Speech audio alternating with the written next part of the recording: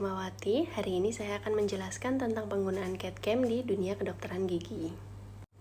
Pada dasarnya, CAD/CAM sudah mulai berkembang di dunia aplikasi pada tahun 1960.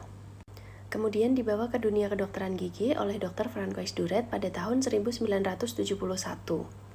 Kemudian pada tahun 85, beliau membuatkan istrinya crown untuk premolar bawah dengan menggunakan optical scanning, desain, dan miling dengan sistem komputer yang pertama, mungkin sekarang kita kenalnya dengan CEREC. Ketika kita bicara tentang restorasi indirect, mungkin dulu terbesitnya kita akan mencetak dan kirim ke lab. Lalu pasien dibuatkan restorasi sementara dan diminta untuk menunggu. Hal ini memakan waktu yang cukup lama. Nah, dengan teknologi CAD/CAM ini, kita dapat mempersingkat waktu kunjungan pasien, bahkan hingga 1 kali kunjungan saja. Mungkin hanya 1-2 jam saja pasien sudah bisa menerima restorasinya. Terdapat 3 komponen dari CAD/CAM. Yang pertama ada intraoral scanner, yang kedua adalah sistem CAD atau sistem desain, kemudian CAM atau sistem untuk manufacture. Intraoral scanner adalah suatu komponen yang dapat merefleksikan hasil preparasi gigi serta jaringan pendukung lain melalui digitalisasi data. Disebutkan di suatu sumber bahwa ketika mencetak dengan menggunakan intraoral scanner memiliki tingkat akurasi yang lebih tinggi dibandingkan pencetakan dengan metode konvensional. Komponen yang kedua yaitu sistem CAD atau Computer Aided Design. Sistem CAD adalah sistem komputer yang sudah terintegrasi dan dapat digunakan untuk menganalisis, mendesain, dan memodifikasi dari suatu cetakan gigi.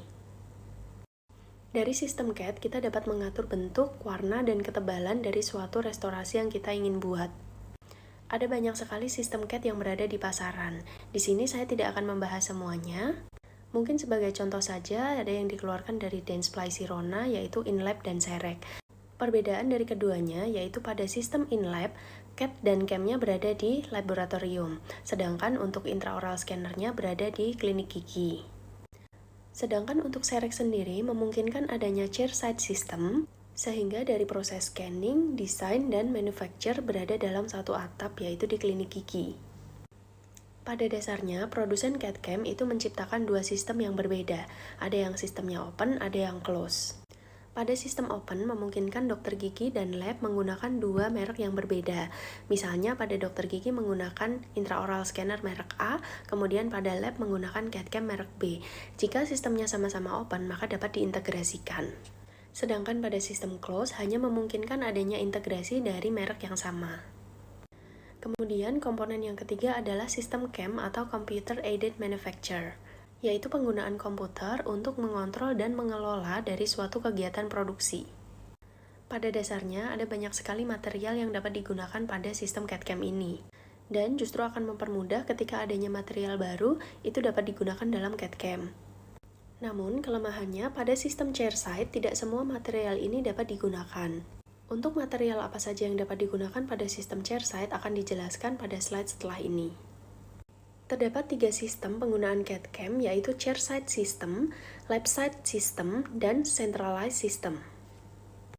Untuk chairside system, scanner, CAD, dan CAM-nya berada dalam satu atap dan memungkinkan adanya 1 kali kunjungan pada pasien. Untuk lab-side, scanner berada di dokter gigi, kemudian CAD dan CAM-nya berada di laboratorium. Pada lab-side system, dokter gigi perlu mengirim cetakan ke lab baik berupa cetakan digital maupun cetakan konvensional. Sedangkan pada centralized system, data hasil scanner sudah terhubung dengan pusat produksi melalui internet. Hari ini kita akan lebih membahas tentang chairside system. Ini kurang lebih untuk step by step penggunaan CAD/CAM, saya tidak jelaskan di sini, nanti di akhir presentasi akan ada video bagaimana gambaran menggunakan CAD/CAM.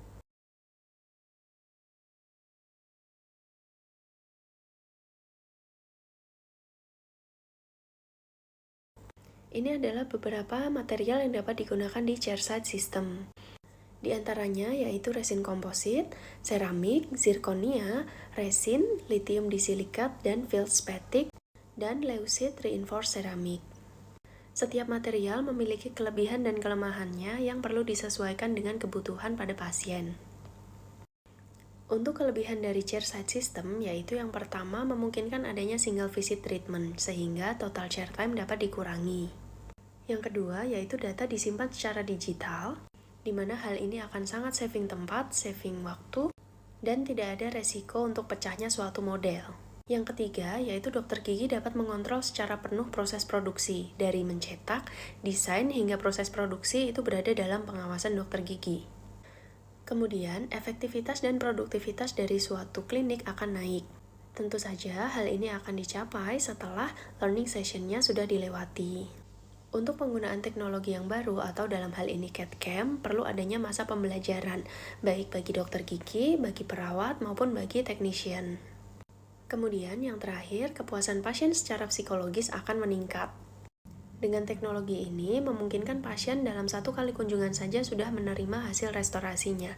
Hal ini akan berpengaruh ke psikologis pasien dan meningkatkan kepercayaan dari pasien. Kelemahannya yang jelas mahal, investasi yang besar diperlukan di awal penggunaan CAD/CAM.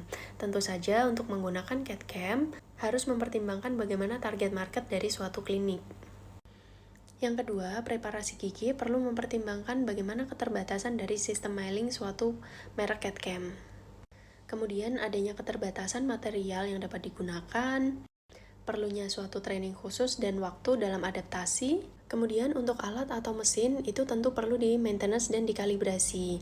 Jangan sampai alat yang sudah bagus mudah rusak hanya karena maintenance dan kalibrasi yang kurang. Kemudian pada sistem closed data itu tidak memungkinkan adanya interaksi dari dua merek yang berbeda, seperti yang sudah saya jelaskan di awal tadi.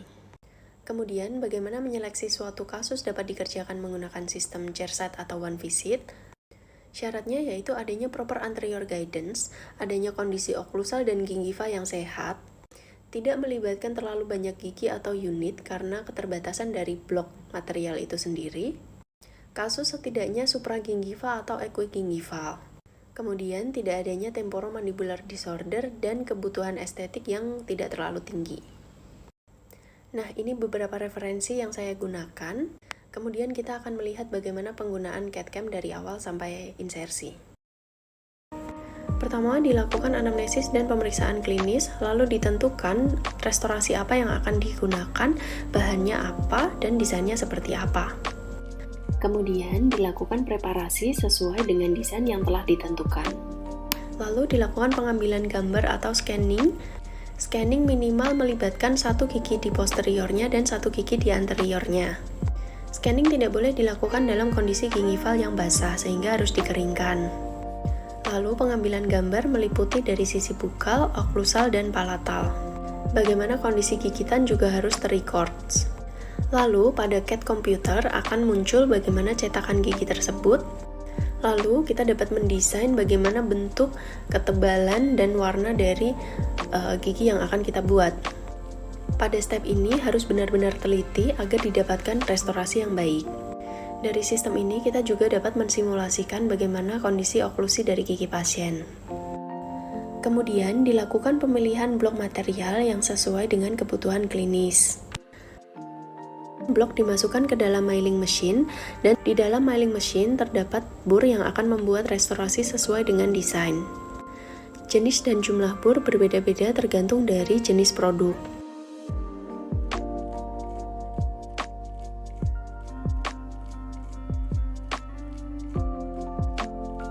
Restorasi yang sudah jadi dimasukkan ke dalam mesin sintering, yaitu aplikasi panas untuk mendapatkan maksimum compactness.